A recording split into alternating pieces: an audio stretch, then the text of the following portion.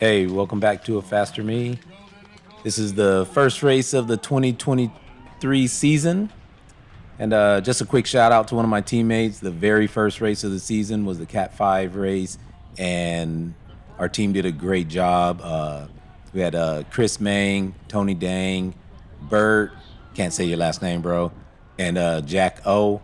They did a great job. Bert basically controlled the race, ran down all the brakes, stuff like that, and then Jack O finished it off with the sprint. So congratulations to the Cat 5 guys, and for PAA winning the actual first race of the season.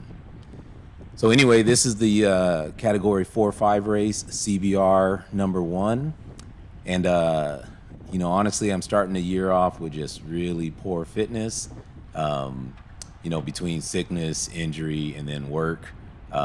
Just haven't been on the bike, haven't been able to train as much as I need to. So anyway, I got back from a trip from Minnesota just a day or so ago, and I missed the early registration. So I was on a waiting list, and the thing I was able to get into was the Cat 4-5. I think I was 5th on the waiting list and ended up getting in.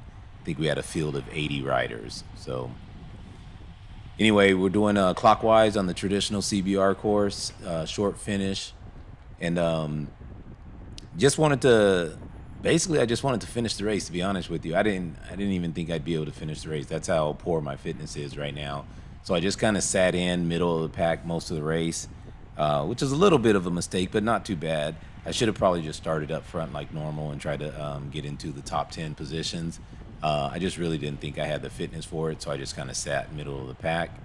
And let's just see how the race plays out. It was good to see though too. We have there was a lot of racers. Like the Cat 4 race was full, the Cat 4-5 race was full. Cat 5 race had a lot of people in it, so yeah, it's a good start to the season. Very popular again, and people came out to represent.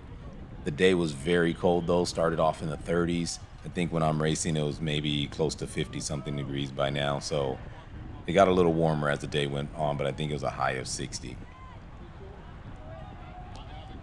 So anyway, as you can see, it's pretty stretched out. The pace wasn't that bad. I mean, honestly, if it was faster, I probably wouldn't have been able to stay in it. I think we averaged 26 miles per hour for the race. Right here, I'm just following the rider from Serious Cycling. I kind of spent a lot of time with him during the race, and that's LaDon in front of him fixing his shoes there. I could have done a little more in this race, but again, I was just filling out my fitness, so I kind of just was I was content to kind of sit where I was at. Cornering in this race was not the greatest, but again, it's the first race of the season, and it is a Cat 4-5 race, so no big deal there.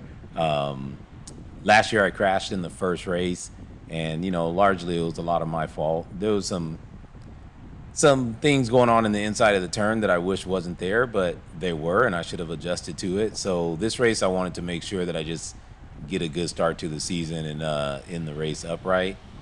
I think we may have had one crash in the race, but I didn't see it. It was behind us somewhere. If it even happened, I can't recall, to be honest with you. So here, this is the kind of the steepest part of the course here. It gets up to like 3%. Most of the course is like the 3 sides. It's just a 4-sided crit, 4-corner crit with 4 straightaways. So 3 of the 4 straightaways are kind of false flat, and then 1 is like, I don't know, 2% downhill, 3% downhill, and the rest of it's kind of just a false flat. So it's actually can be pretty taxing when the pace is high and there's a lot of surging. But in this race, honestly, the surging wasn't that bad. It was fairly smooth. Just the lines were a little unpredictable just because there's so many new racers and it's the first race of the season. So this is the main straight there, as you can see. That was one of the spots that I used to move up during this race. And then here on the downhill, I used momentum going to the inside to move up a little bit as well. But honestly, I didn't try to move up too often in this race because, again, I'm just sitting in. So I was content with just sitting in and saving some energy. Overall, I think I averaged 233 watts for this race. And the stats are accurate other than my heart rate. My heart rate is way off. I mean, I'm sure I'm in the 170s or something heart rate wise, but it was kind of stuck reading these low numbers, and it is what it is. This is a very fast turn here that we could be taking with more speed, but again, just with the experience level, a lot of people are on their brakes there and just not so comfortable. But we should have been taking that, with a lot more speed, and definitely no need to hit our brakes there. So here, coming up to turn 3 is the pretty much the worst turn on the course. Turn 3 has a nice little bump in it, some broken pavement with a little pothole that gets filled in. So it's pretty sketchy here. This is a turn 3 here with the pothole right about there in the middle. And later in the race, you'll see some people sliding out and stuff like that. One of the things with this course, going out of turn 2 and going into turn 3, I think I've heard and saw more dropped or broken chains in this race than ever before. I think there was 3 incidents where 2 people dropped their chain, 1 person snapped his chain, and I think people just haven't learned you can't be in a really heavy gear trying to shift and sprint at the same time. It just puts a lot of stress on the chain. So here's another time where I'm just using the inside to move up a little bit here. I do have to put in a little bit of watts just because it's the false flat, but I made up about 3 or 4 spots there, and I'm gonna eventually try to work my way up once I figure that the race is not that fast. It's just it's staying pretty steady, and it just is what it is. So once I settled in, I figure, hey, I'm not as gassed as I thought I'd be, and I might be able to move up a little bit. Same thing here where, I usually would try to follow someone up the inside. And if I can, I'll jump on, like those 2 guys going there. That's something that I usually would follow them up the inside. But since we're only a few minutes into it, I still wasn't too comfortable with how wide everybody was taking the turns. As you can see here, we're pretty spread out, about 3 wide there. And some people are trying to take it tight, and then some people are going out, in, out. So just trying to get a feel for it right now to see what's the safest and freest flowing line. And for the most part, I'm going to stick to the inside of the course, inside of the peloton, basically. To me, it's safer. You can control your positioning a little bit better. When you go to the outside, it's a lot of room out there, but you also are going the wide way around, and all danger typically gets pushed to the outside. Whenever there's an incident in the inside or middle of the turn, it typically gets pushed wide, and there's a lot of crashes out there. So for the most part, I'll stay to the inside of the course. Shout out to Major Motion too. You can see right there to my left, Major Motion had a good turnout, and I believe Lance maybe got second in this race. So kudos to Lance. He's on a pretty good streak. Last year, I think he had 5 top 5s out of the last 7 races or something like that. I don't believe he got a win, but he had a number of podiums as well. And I think he started off today with 2 podiums, maybe a third and a second. Third in the Cat 4, and I believe second in this race. So, kudos to Lance. And, he's going to be moving up to Cat 3, sometime later in the season. But, it's a good job of being patient, staying in the category until you really learn the craft, and then not be in a rush to move up. Just move up whenever you're comfortable. So you can tell the race is starting to settle in a little bit. We're still not going that fast because we can easily be going over 30 on this downhill here.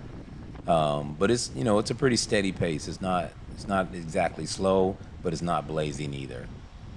And here's where the problem comes, just with the lack of experience. If you see how everyone's kind of spread out here, we definitely can take better lines. And when you're kind of spread out, there's going to be a lot of movements. Not everybody's so comfortable taking corners at speed, so it's always going to be a little bit of a accordion effect there, and you probably got to accelerate out of it to get back up. Here I'm a little bit where I don't want to be. I don't really like being directly in the middle too much where I can't go right or left. Being this far back, it doesn't really matter. I'm not going anywhere. But typically you want to have one side or the other that you can get out of especially if there's a move that you see or if there's a break or acceleration that you may want to take advantage of. It's better not to box yourself in. But the draft is better in here in the middle, but there's just pros and cons to pretty much every position that you're in. I want to say that's Hansel right there also from Pat 605. Talked to him a little bit before the race. And, I remember racing with him, I believe it was last year. So I just never saw him out of his kit. So it's good to, finally meet him in person. And he's doing a good job out there racing as well. You can see it gets a little tight here and there. A couple people bumping every once in a while. But honestly, it's all racing. Hopefully people can, just come to grips with that. Like, it's bike racing. There's 80 of us out there trying to do our thing, and it's going to get tight sometimes, and there's going to be some collisions. There's going to be some crashes. It's just bike racing. It's not always a fighting situation, where someone has to have an attitude or something and think that they're perfect on a bike. We're all out there. No one's trying to crash anyone. Yeah, sometimes people do things that's not so smart, but it's just because they're inexperienced. This is, again, it's Cat 4 or 5. It's where you kind of learn to race. It's not where any of us are experts at. As you can see again here, look how spread out it is. Yeah, as the season goes on, you'll see this will get better. It won't be as spread out like this, won't be as sketchy going through these turns. Everyone will improve. And honestly, I think for the most part, people did a good job anyway. First race of the season, it wasn't really that bad. Here I'm kind of sitting in no man's land. As you can see, there's a big gap in front of me. I mean, there's a little bit of draft effect just because, going this fast, the draft extends pretty long. But, I'm not really committed to a wheel right now. For the most part, I'm still feeling it out just a little bit. At one point, I think it might be here. I don't know if it's here or later. I'm going to switch sides and move to the outside, see if I can make up some spots there. I think I only do maybe one lap on the outside, and then I was just like, nah, this ain't it. I don't want to really be out here too often, so then I switch over back to the inside. But I think right here I do a lap on the outside just to see what it was like out here, see if there was a little more room or if it was just an opportunity for me to shoot up the outside and make up some spots. But honestly, the inside is where I want to be, and it's a lot easier to make up spots if you want.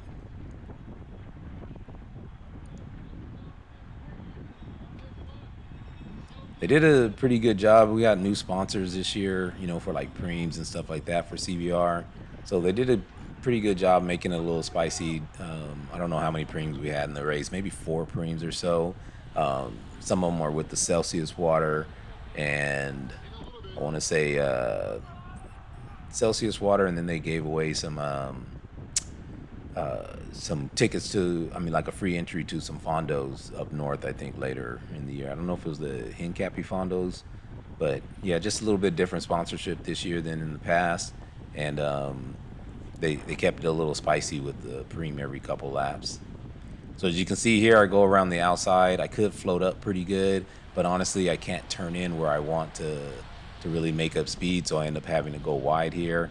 And it's not really a good spot. I got to use too much energy if I want to make up speed going around the outside, because obviously it's a little bit longer, and you got to carry a little bit more speed to make up spots on the outside. So yeah, so after this, when we get back up to the either the start finish or the uphill portion, I think I make my way back to the inside.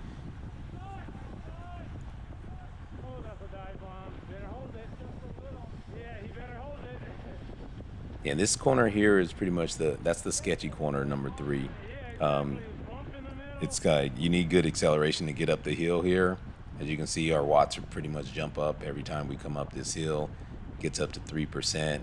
So just because you need so much speed and there's that pothole in there, you always get people taking some interesting lines or tapping their brakes.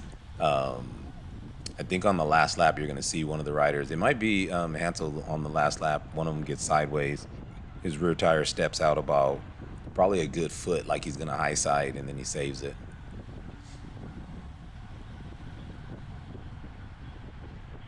So I think it's here. I'm going to try to work my way back to the inside. Team right here in the blue and white, give a shout out to them. I think it's CFR or CFL, I can't remember. But Danny and Felicia, they ride for them now. They rode for PRT in the years past, and they switched over to that team. And I think the team's based out of Mexico, if I'm not mistaken. They're down in San Diego area, but I don't know for sure if the team's based out of Mexico. But it's good to see people traveling up and doing some of the local Southern California races. Like their kits though too. That blue on blue looks pretty nice.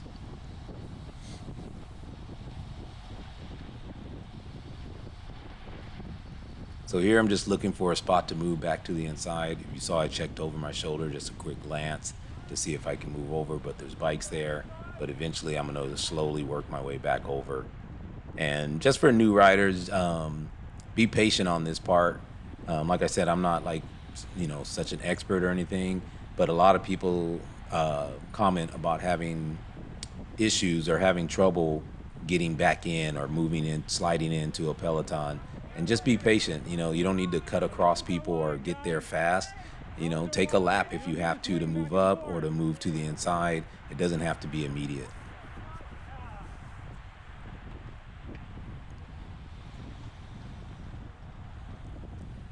Also, if you made it to this point of the video, this would be my first time saying this, but yeah, hit that like and subscribe button. I think I've had this channel since 2020 is when I started it, and I've actually never said those words like or subscribe. But you know what? I put out all the race videos, every race that I do, every race that my wife does. So yeah, it's good to know that people appreciate you making the videos. So yeah, hit the like and subscribe, and maybe if we get to, I think I need to get to 1,000 subscribers. I'm only at about 700, but I think I need a 7 to live stream. And if we do that, I'm gonna try a live stream. I think I need 1,000 to live stream. So if I get to 1,000, I think I'm gonna try a live stream later in the year. All I think I need is a cell phone signal, and just ride with your cell phone in the race, and you can live stream it on YouTube if I'm not mistaken. So anyway, we're going pretty steady here. Like I said, it's not that it's the fastest pace in the world, but it's not exactly slow either. But to be honest with you, this might be the smoothest 4 or 5 race I've ever been in. Usually they're really stop and go, people slamming on brakes in the corner. Now the corner speed wasn't high here. It could have definitely been a lot better, but it wasn't the worst. And maybe it's because the roads are so wide. As you can see here, I'm just running up on people, but there's a lot of room. So it really made it really smooth coming out of the corners, even though we're still hitting 500 to 600 watts. But trust me, it can be worse because there's no gaps opening up. That's kind of like a smooth transition. And when it's really stop and go, then it becomes like a 600 to 800 watt sprint out of every corner. And you only have so many of those in you in a race.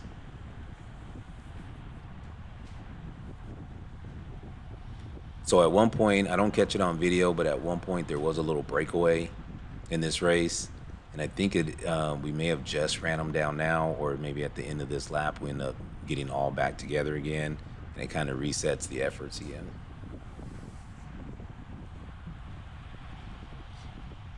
I cut the natural sound down of the race a little bit just because it gets a little overwhelming with the wind noise.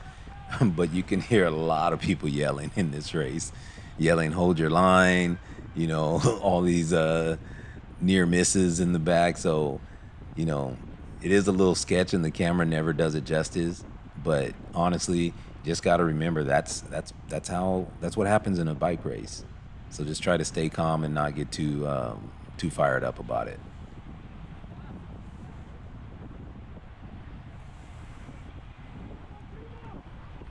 So now we only have just about 5 laps left to go in this race. We're just about 20 minutes in, and the pace is going to start picking up in a second, and everybody's going to jockey for positions. I do move up in a little bit, and I get into a pretty good position, but then I lose it again a little bit later. So right here, I'm still feeling good, and knowing that we're 20 minutes in now, I already know, I have I don't want to say better fitness. I don't have fitness, but I wasn't as taxed as I thought I'd be at this point. And maybe it's just because I'm a little bit more experienced now, and I know how to save energy a lot better. So here I thought, like, okay, I'm not too bad. If I can just kind of hang in there around the top 20 for these last couple laps, I might be able to do something. Um, that's my teammate Jack right there in front of me with the PAA kit that I'm directly right behind now. So yeah, Jack won the Cat 5 race earlier today with the sprint at the end. He hasn't raced in like 13, 14 years. So it's good to see him back out here representing the club and, just getting back into racing again. He had some injuries these last few years that prevented him from doing this type of riding. So I believe he had a back surgery, and he's back. So he's back and won the first race of the year, and it's good to have him in this race with me. And he's gonna move up to Cat 4, sometime this year, and I'll have a teammate to race with. So my goal here for these last couple was to follow Jack and see if he can, if I can just follow him and, I don't know, get a little bit of luck and get into a good position at the end. Because like I said, I don't have the fitness to do it myself right now. And that's Lance right in front of Jack. So I was like, okay, this is perfect. We got 3-4 laps to go. I got Jack in front of me. I got Lance in front of me. I know Lance is going to be up there, has good experience, has a big sprint. So I was like, I'm in the perfect position. And I believe it's right here. I get lost a little bit. Lance, I think, goes to the right. Jack goes to the left, and I'm a little hesitant on who to follow. And then I end up trying to get over to Lance's wheel, if I'm not mistaken, and I kind of lose both of them. See, Lance is making his move going up right now, and I think we have 3 laps left. And I wasn't in position to follow him directly. And then Jack kind of slid over to my left, and there was riders next to me to my left, so I couldn't get back on his wheel either.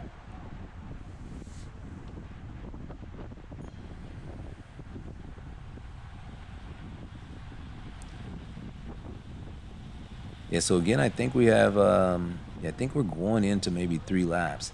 And this is the problem right here with 4-5 races. See how we're so spread out? That means our pace is too slow. Earlier, we were coming in here from 27 to 29 miles per hour. Anytime you slow down to 23, 24, someone's going to attack.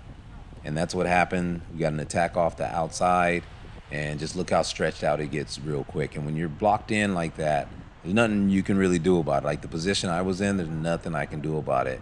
It's just basically the pace got too slow, and someone's going to always attack when it's down like under 25 miles per hour. Anytime it's like lower than what we average for the race, that's an opportunity for someone to attack. If you can see, that's LaDon up there in the black and gray. I don't know how he did this race, but it's just good to see him back out there racing again as well. We kind of all started together at Cat 5 years ago, and we both decided to stay in Cat 4 another year. Neither one of us had a good year last year, so hopefully this will be our redemption year and get back on track.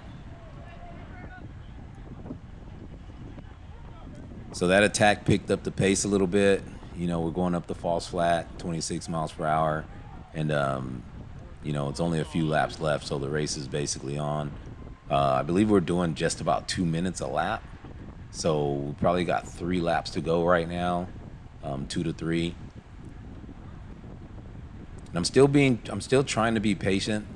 I know when the pace gets hot, these last couple laps, especially with all the false flats, people start to fade a little bit. So you don't have to rush to get to the front, but you do have to have a strategy, like which side am I going to go to? Where's a good go-to spot where I know I can make up some spots? And then eventually you just got to use your own energy and make something happen. So I'm trying to be as patient as I can, because like I said, I don't really have good fitness right now. But I also want to give myself a shot just in case the stars align and I'm up there. So I shoot up the inside here. I get to a good spot where I'm like basically in the top 10. I do have to use a little bit of power, 250 or so watts, but it's not the end of the world. And so from here, coming in, we're going to have 1 lap to go, I believe, after this, maybe 2. But I'm in good position here. We're doing a decent pace up the hill, but no one's really pushing it, and there goes an attack. And like I said, if we're under 25 miles per hour, you're going to get an attack. And so going from 6 wheel to now I'm back in like 16th wheel. And as you can see how tight we are to the inside, I got to scrub speed a little bit here. And it's just hard to get position again. So I went from 6th wheel, I believe it is, to now back down to 20th or so. And shout out to all the juniors, junior right in front of me. It's no big deal to be a junior necessarily, but to me, it just always amazes me when the juniors are a little bit smaller size. I mean, I know they don't have to produce the same power that we do, but at the same time, they are very diligent. They work hard at holding wheels, and honestly, I think they're pretty safe.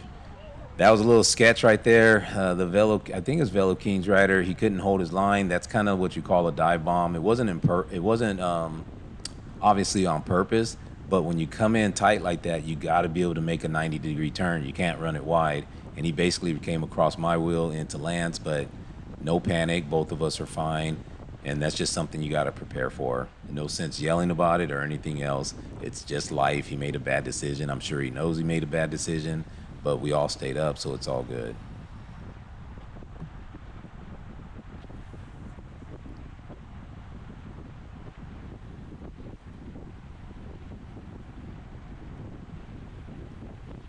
So again, here you see people fading a little bit. Some are coming backwards while we're going up. And that's just, again, the nature of it. That's why you got to be patient. But we are a little too thick here. Again, we're down to under 25 miles per hour, and you see how thick it is. The pace needs to stay hot. So if you have teammates, you need somebody stretching it out.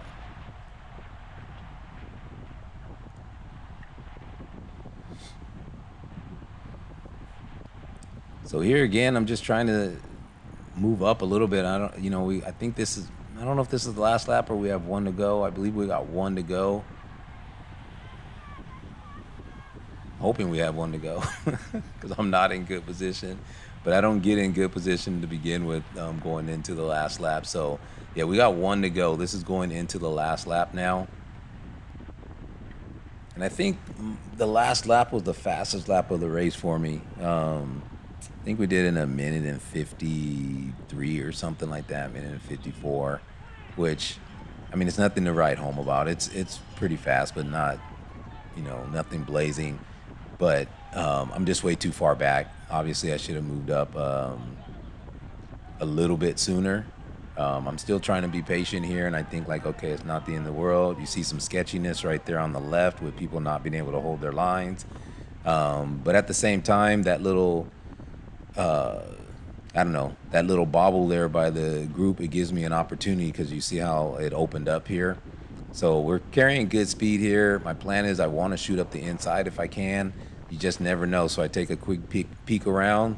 No bikes are around me, so I'm going to obviously try to make up some spots here on the inside. But again, I'm like 30-something position, 40th position. So it is pretty far back. But I know, like I said, it's a long uphill stretch to the finish line. From turn 3 to the line is all uphill. You hit a little 3%, and then you go back down to 1% with the false flat. So a lot of people fade there, and it's really it's critical to just be in good position and get a good draft here and hold momentum. So if you look at the Pat 605 rider in front of me right here, he gets squeezed. His tire goes sideways for a second.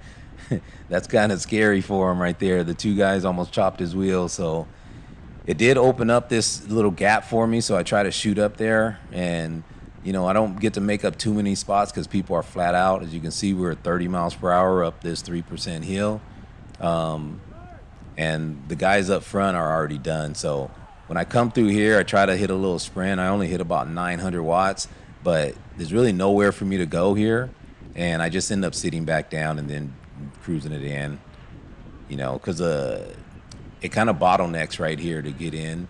So I just kind of sat down, cruised it in. I think I got like 19th position or something. So, better than I thought I'd do because, like I said, I'm very out of shape. But anyway, first race of the year is in the books, CBR #1. So thanks for watching, and I'll catch you guys next time. Next race, I believe, is either going to be a time trial at Fiesta Island, or CBR #2.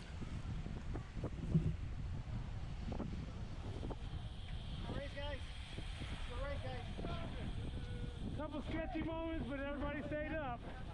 Yeah. Yep.